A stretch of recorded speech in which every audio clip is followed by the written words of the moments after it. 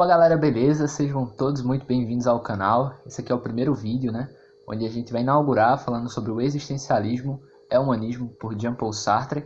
Mas antes de começar a fazer aquela divulgação básica, a gente tem um blog também. No nosso blog a gente postou lá um artigozinho, né? Fazendo uma análise completa aqui dessa obra. Então, para quem gosta de ler, tá lá esse método também, nessa forma de compreender. E para quem gosta do vídeo, eu vou falar basicamente as ideias principais também por aqui. Mas se você quiser se aprofundar, também tem questões, tal, se você for vestibulando e etc. Mas enfim, como eu estava falando, a gente vai falar sobre essa obra, que é o Existencialismo e o Humanismo, certo? Essa obra aqui relativamente pequena, como vocês podem ver, mas de grande importância. Então, o primeiro tópico que a gente tem que falar aqui é quem foi Jean-Paul Sartre, né? E por que ele escreveu essa obra. Basicamente, o Sartre, ele é um filósofo francês, né? Um filósofo francês muito importante, que nasceu em 1905, pegou ali os meados do século XX, né? E um momento de muita tensão. E aí, basicamente, ele escreveu muitas obras, né? Entre suas obras tem romances, contos, novelas, enfim, tratados filosóficos principalmente, né? E aí, basicamente, ele vai escrever o Ser e o Nada e a Náusea, né? E aí, a sua filosofia, o existencialismo, naquele período lá na França, vai se popularizar muito, né? Só que não vai ter uma popularização num sentido muito positivo. Vai ser um sentido negativo, porque, enfim, as pessoas, a partir do momento que entrou em moda, né, o existencialismo, Sartre defende que perdeu muito significado do que é ser existencialista. E aí várias pessoas acusavam a sua doutrina de pensamento, né, a sua forma de pensamento, de várias coisas, né? Pessimismo, determinismo. Cara, tem até uma parte aqui no livrinho que ele fala de duas escolas literárias, né, que é o naturalismo e o realismo, que são escolas mais secas, mais diretas, não tem aquela questão muito romântica, aquele ideário, né? E aí ele diz assim, olha, tem pessoas que elas elogiam o realismo e o naturalismo como coisas belas e dizem que o existencialismo é uma coisa feia, é uma coisa imoral. Então ele escreve, na realidade isso aqui é uma conferência, né? Ele vai dar uma conferência e nessa conferência ele vai procurar se defender, ele vai procurar esclarecer o que sua filosofia quer dizer, o que sua filosofia defende, a fim de não ter muitas distorções, né? Porque na época em que o existencialismo estava em moda, ele entrou em moda por causa de um fenômeno midiático, né? Aquela situação de tensão lá na Europa. E aí ele fala aqui que as pessoas muitas vezes estavam com a carência de uma vanguarda, né? Uma vanguarda surrealista, e aí procuravam essas características no existencialismo. Ele vai dizer, olha cara, o existencialismo não tem nada a ver com isso, vou organizar aqui uma palestra e a gente vai esclarecer esses pontos. E aí tinha duas acusações principais, né, do existencialismo. A primeira, que ela levava a um quietismo, certo? E a segunda é que ela era uma filosofia contemplativa, ou seja, uma filosofia burguesa. Então Sartre ele tinha opositores dos dois lados, né? E principalmente os cristãos também, porque ele representa o existencialismo ateu. Então a crítica aos cristãos vai ser muito forte nessa palestra, né? Vamos falar assim, nesse livro também. Então, antes de começar o que é ser existencialista, gostaria de ler um trechinho aqui para vocês, pela boca do próprio Sartre, né? Para vocês verem o que eu estou falando aqui, que ele falou. Eu gostaria, aqui, de defender o existencialismo de algumas acusações que lhe têm sido dirigidas.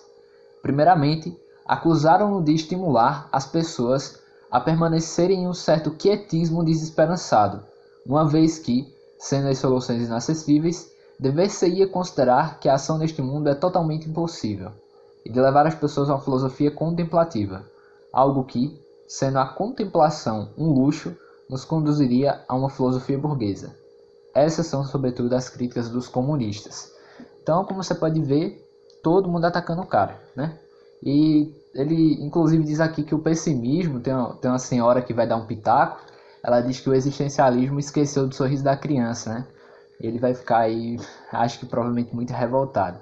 Mas enfim, o que significa realmente ser existencialista? Porque se a gente for nesse sentido, né, segundo Sartre, popular está totalmente errado. Não quer dizer isso a doutrina existencialista. E ele vai dizer o seguinte, olha, ser existencialista, em parte, significa acreditar no seguinte: a existência precede a essência. É uma forma muito simples, a existência precede a essência. Mas o que ele realmente quis dizer com isso? Olha, ele quis dizer o seguinte, que primeiro o homem vai existir, né, para depois se construir através das suas escolhas. E aí ele vai dar um exemplo, né, do cortador de papel, e esse exemplo ele vai utilizar para criticar a igreja, né, principalmente os cristãos, como vamos dizer que é alfinetado, uma farpa trocada ali, naquela animosidade. E ele vai dizer assim, olha, se eu pegar um corta-papel, por exemplo, para ele existir nesse plano, eu tive que ter um projeto, eu tive que ter um conceito anterior à sua existência. Então, a essência precedendo a existência, eu tenho tudo delimitado, e o que existir vai ter sempre que estar limitado àquela essência. Ele não vai poder ser o que ele quiser, ele vai estar definido. Então, o corta-papel vai servir para cortar papel. Eu não vou querer cortar grama com cortador de papel, não vai rolar. E ele vai dizer, olha, cara, esse é o problema do essencialismo. Não dá liberdade de escolha, não dá oportunidade do homem escolher. E ele diz, olha, o existencialismo é a doutrina que revela a melhor parte do ser humano, porque dá oportunidade e liberdade de escolha. E ele vai criticar o cristianismo muito fortemente, porque ele vai dizer o seguinte, olha, a gente sabe que o artífice, o artesão, é quem faz o cortador de papel com um conceito prévio. Então ele vai comparar Deus a um artífice superior. Ele vai dizer, olha, o seguinte, basicamente Deus vai ter todos os conceitos na mente dele, na consciência dele, e através desses conceitos, através dessa essência, ele vai aí originar a realidade, né? Originar o plano existencial. E ele vai dizer o seguinte, olha, tem um conceito de homem na mente de Deus, e para você ser homem, você tem que sempre voltar a esse conceito. Ou seja, você vai estar delimitado por um conceito restrito, você não vai ter muita liberdade, muita escolha. E eu me empolguei e acabei esquecendo de passar o slide, né? Então, basicamente, vamos lá. Ele critica essa restritividade, né, do cristianismo, tal. É mais como uma resposta a todas as acusações que ele recebeu também, né? E ele vai dizer, cara, o essencialismo, você não tem liberdade. Já o existencialismo, você tem liberdade de escolher o que você quer ser, afinal, você é livre para escolher, e você vai se tornar aquilo que você quiser, simples assim. Só que aí entra as consequências, e é nessa consequência que as pessoas se confundem bastante, porque tem basicamente uma consequência muito forte, que é a responsabilidade. Então, a partir do momento que você sabe que tudo que você se tornar vai ser totalmente através das suas escolhas, então tu te tornas totalmente responsável por quem tu és. Isso é um fato. Se tu se torna 100% responsável por quem tu és, gera uma agoniazinha, né? Vamos dizer assim.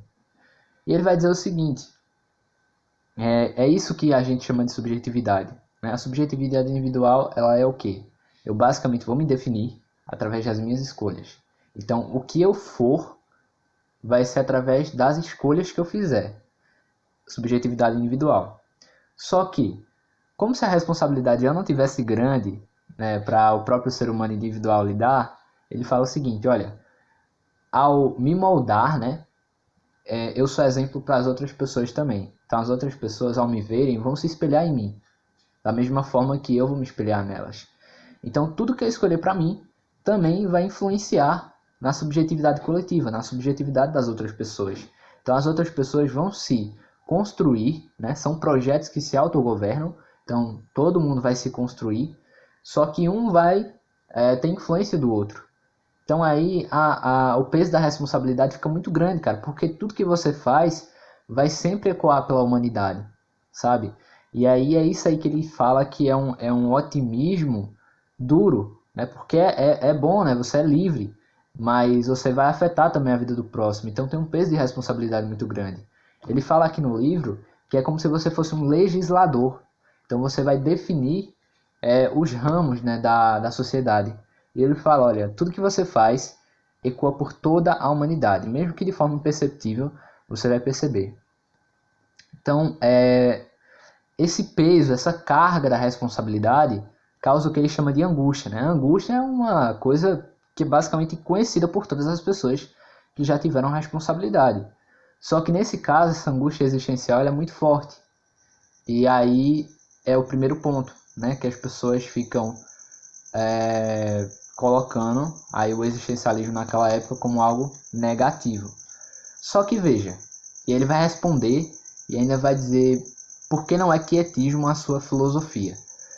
Porque se eu me defino através das escolhas e as escolhas geram uma certa angústia, então significa que para barrar essa angústia, para conseguir transpor ela, eu vou ter que escolher de forma certa.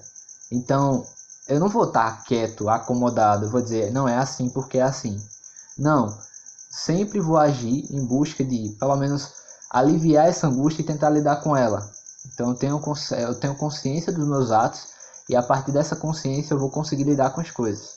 Ele fala, olha, o existencialismo não é uma filosofia do quietismo. Ao contrário, é uma filosofia da ação. Você tem que ter maturidade para entender que as coisas são sua responsabilidade e você tem que agir. Então é basicamente isso que ele fala.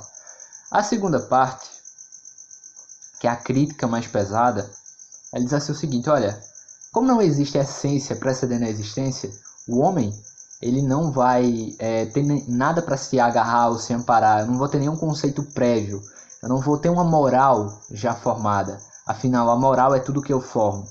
Então isso vai causar um certo incômodo, uma certa agonia, você não ter com que se amparar e se apegar, né? E ele vai dizer, olha, você vai ter que construir, não tem jeito. O jeito é construir o seu ser e a sociedade. Então, basicamente, ele delimita também aí o desamparo. E o desespero seria a união dos dois.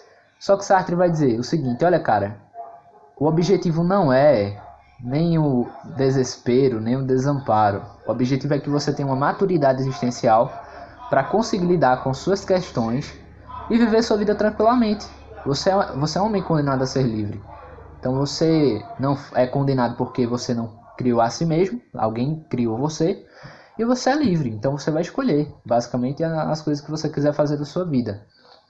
E aí ele encerra, né, o existencialismo falando um pouquinho aí, encerra no caso esse livro aqui, falando um pouquinho sobre o humanismo de sua doutrina, né? Porque ele diz assim, o humanismo que as pessoas conhecem geralmente é voltado para o ser humano como uma questão de culto a uma forma de ser, de pensar e de agir do ser humano. Só que ele vai dizer o seguinte, não é esse humanismo que me interessa. Na minha doutrina existencialista, o humanismo está mais voltado para o ser humano como uma resposta, mas não acabada. A resposta é o ser humano, mas ele sempre está por construir-se e a fazer-se, né? E é basicamente isso aí que ele vai falar na sua doutrina. Então é isso, eu queria, enfim, falar um pouquinho sobre existencialismo.